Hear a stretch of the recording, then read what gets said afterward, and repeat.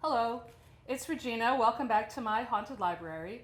I'm hoping you're having a lovely summer so far. Lily and I have been getting up early and going on some morning hikes, and it's been really nice. But today I'm back in the library and I have a tag coming at you. This is the horror BookTube tag created by Alex from Hey Little Thrifter, one of my favorite BookTube channels, and she always has such amazing horror finds when she goes on these trips to her local library sales and thrift stores.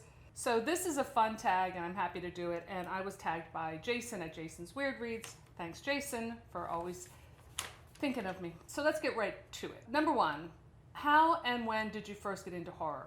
Well, I think I mentioned this on the channel before, but I remember the specific moment when I became a horror fan was when I was about 5 years old, and an old horror movie. This is when we had like a black and white TV set, dating myself a little bit here, but and I remember this very well because it was in our small living room before we built on like this big living room addition in our house.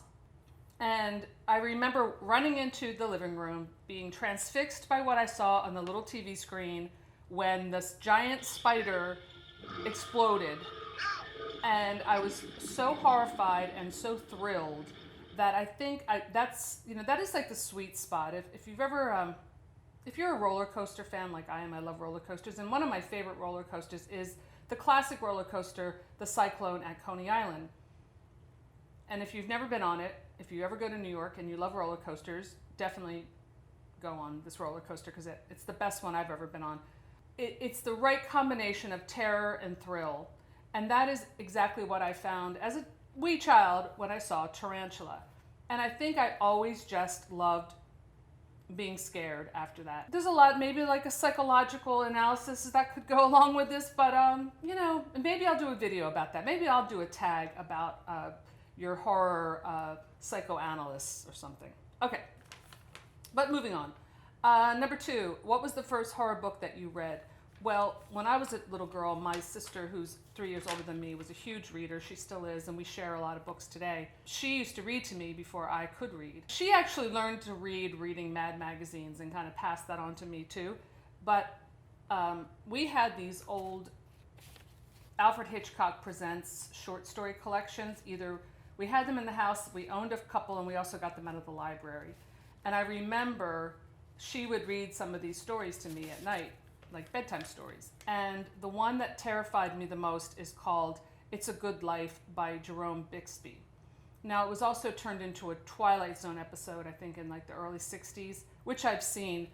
But the short story is what really, really frightened me about this isolated farming town and this boy who has this like psychic power to read people's thoughts. And if he reads that you're thinking something negative about him, he will think you into the cornfield, which is like into oblivion.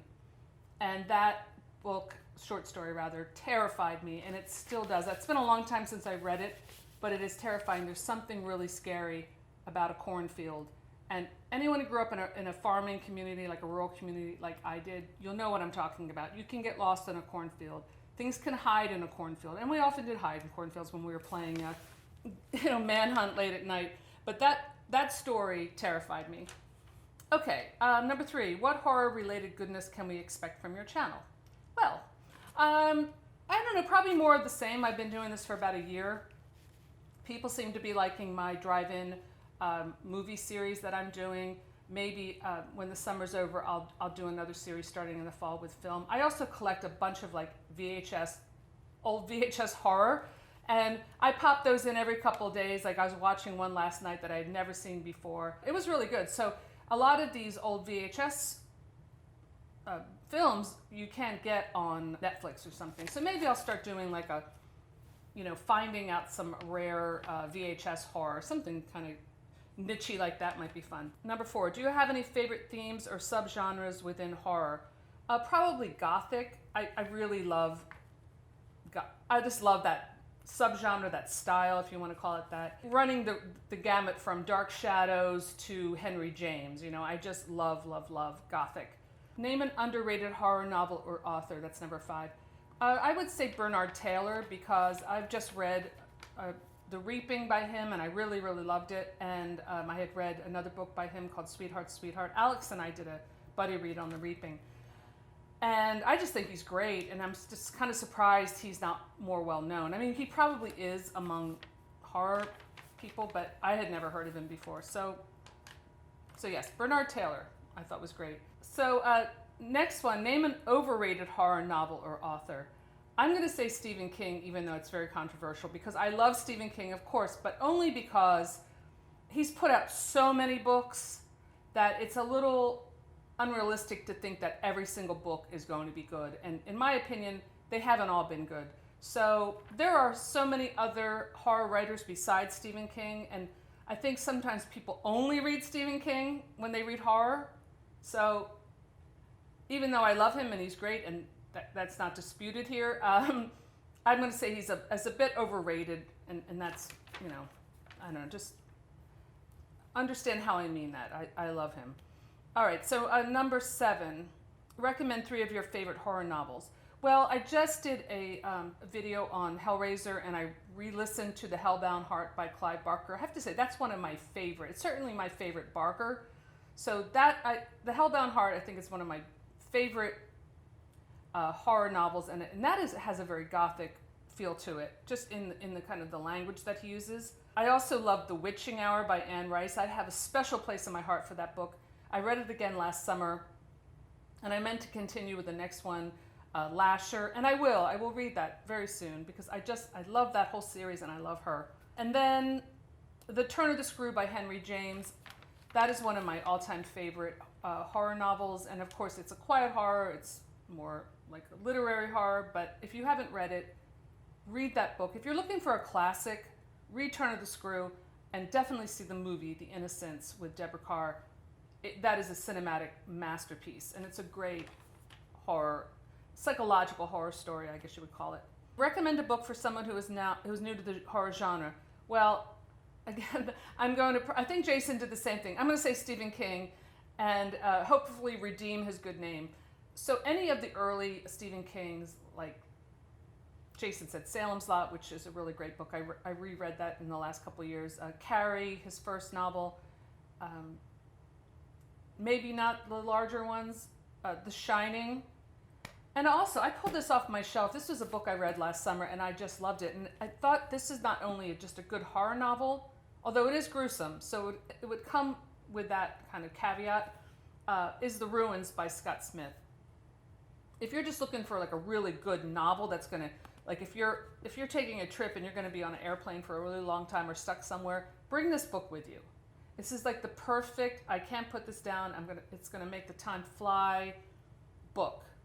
Definitely read that. And I just read it last year, and I just was like, why haven't I read this book before? It's crazy. I found it at a thrift store. I had heard of it, and then I had heard of the movie. Now, I have not seen the movie, but I love the book. Number 9, are there any book to film adaptations that you particularly loved or hated? Well, one that I loved, this one I just did, was Hellraiser by Clive Barker. He wrote the novella. He also directed the film. That was a great adaptation. I mean, there are a lot of great adaptations. There's some bad ones, obviously.